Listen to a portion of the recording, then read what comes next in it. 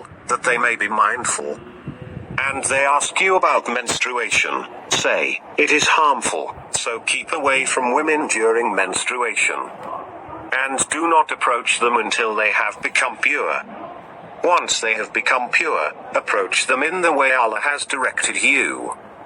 Allah loves the repentant, and He loves those who keep clean. Your women are cultivation for you, so approach your cultivation whenever you like, and send ahead for yourselves. And fear Allah, and know that you will meet Him. And give good news to the believers.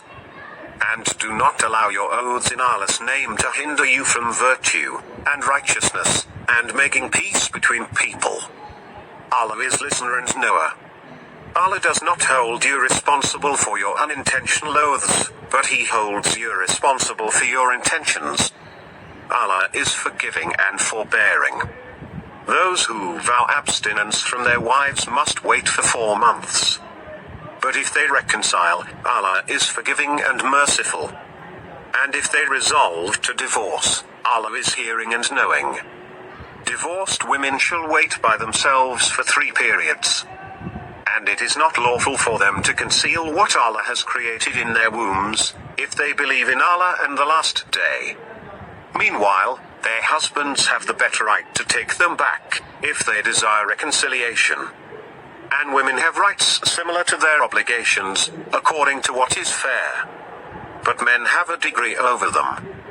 Allah is mighty and wise. Divorce is allowed twice.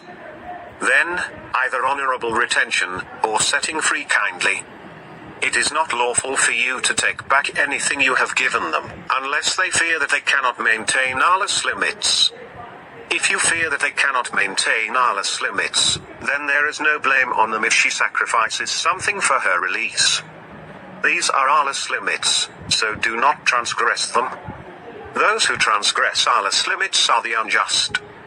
If he divorces her, she shall not be lawful for him again until she has married another husband. If the latter divorces her, then there is no blame on them for reuniting, provided they think they can maintain Allah's limits. These are Allah's limits, He makes them clear to people who know.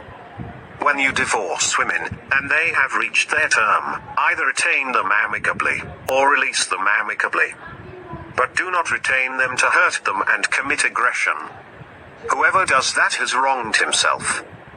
And do not take Allah's revelations for a joke. And remember Allah's favor to you, and that He revealed to you the scripture and wisdom to teach you. And fear Allah, and know that Allah is aware of everything.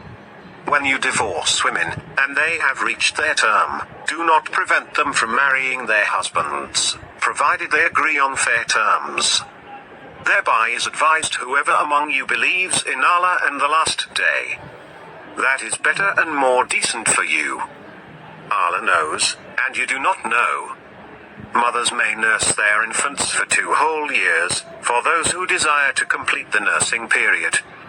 It is the duty of the father to provide for them and clothe them in a proper manner. No soul shall be burdened beyond its capacity. No mother shall be harmed on account of her child, and no father shall be harmed on account of his child. The same duty rests upon the heir. If the couple desire weaning, by mutual consent and consultation, they commit no error by doing so. You commit no error by hiring nursing mothers, as long as you pay them fairly. And be wary of Allah, and know that Allah is seeing of what you do. As for those among you who die and leave widows behind, their widows shall wait by themselves for 4 months and 10 days. When they have reached their term, there is no blame on you regarding what they might honorably do with themselves. Allah is fully acquainted with what you do. You commit no error by announcing your engagement to women, or by keeping it to yourselves. Allah knows that you will be thinking about them. But do not meet them secretly, unless you have something proper to say. And do not confirm the marriage attire until the writing is fulfilled. And know that Allah knows what is in your souls, so beware of Him. And know that Allah is forgiving and forbearing. you commit no error by divorcing women before having touched them, or before having set the dowry for them. And compensate them, the wealthy according to his means, and the poor according to his means, with a fair compensation, a duty upon the doers of good. If you divorce them before you have touched them, but after you had set the dowry for them, give them half of what you specified, unless they forego the right, or the one in whose hand is the marriage contract forgoes it. But to forego is nearer to piety. And do not forget generosity between one another. Allah is seeing of everything you do. Guard your prayers, and the middle prayer, and stand before Allah in devotion. But if you are in fear, then on foot, or riding. And when you are safe, remember Allah, as He taught you what you did not know. Those of you who die and leave wives behind, Allah shall provide their wives with support for a year, provided they do not leave. If they leave, you are not to blame for what they do with themselves, provided it is reasonable. Allah is mighty and wise. And divorced women shall be provided for, equitably, a duty upon the righteous. Allah thus explains His revelations to you, so that you may understand. Have you not considered those who fled their homes, by the thousands, fearful of death? Allah said to them, Die. Then He revived them. Allah is gracious towards the people, but most people are not appreciative. Fight in the cause of Allah, and know that Allah is hearing and knowing.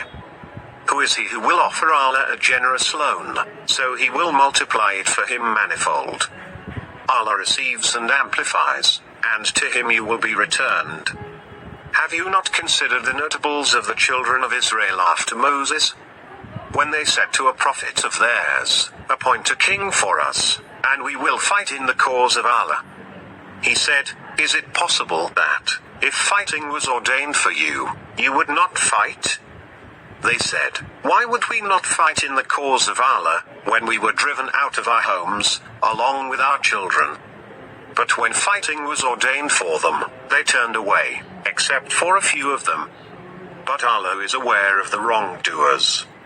Their prophet said to them, Allah has appointed Saul to be your king.